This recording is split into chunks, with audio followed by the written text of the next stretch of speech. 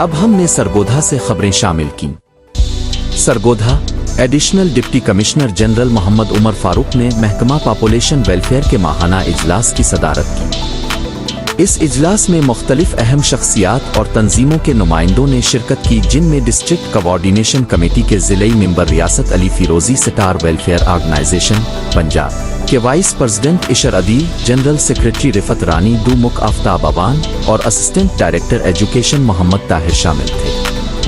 اجلاس میں ضلع میں آبادی کی بہبود اور عوامی خدمات کی بہتری کے لیے اٹھائے جانے والے اقدامات پر تفصیلی گفتگو ہوئی۔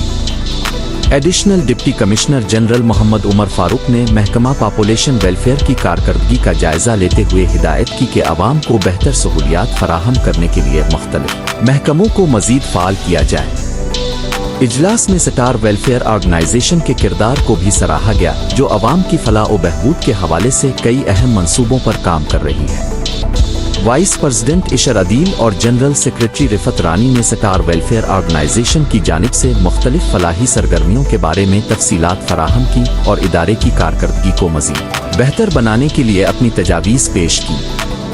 اس موقع پر ریاست علی فیروزی اور دیگر شرکا نے بھی عوامی بہبود کے لیے مختلف منصوبوں اور درپیش چیلنجز پر روشنی ڈالی۔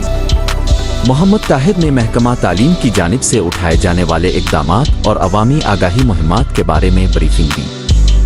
اجلاس میں شریک تمام ممبران نے ضلعی سطح پر عوامی فلاح و بہبود کے لیے جاری اقدامات کو مؤثر بنانے اور ایک دوسرے کے ساتھ مل کر کام کرنے پر زور دیا۔